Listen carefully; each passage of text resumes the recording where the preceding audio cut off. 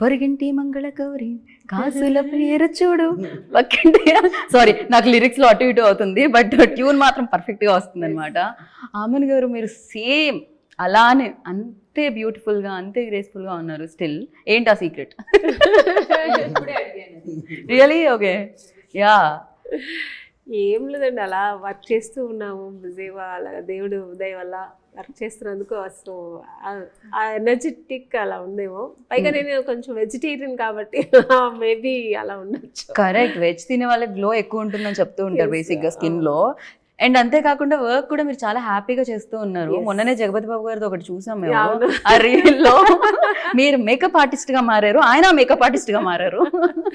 నేను అసిస్టెంట్ గా మారాను, మళ్ళీ ఆయన అసిస్టెంట్ గా మారారు. సో యా, దట్ బాగుంది సెట్ లో అలా ఎంజాయ్ చేస్తూ చేయడం అనేది. డెఫినెట్లీ కో స్టార్ అప్పుడు అండ్ దాని తర్వాత ఆ మెమరీస్ అన్ని ఉంటాయి, మళ్ళీ మళ్ళీ మీరు రీకలెక్ట్ చేస్తారు. ఎందుకు ఉండదండి, చాలా ఉండదు, దాని గురించి మాట్లాడుతూనే ఉంటాము. Right right.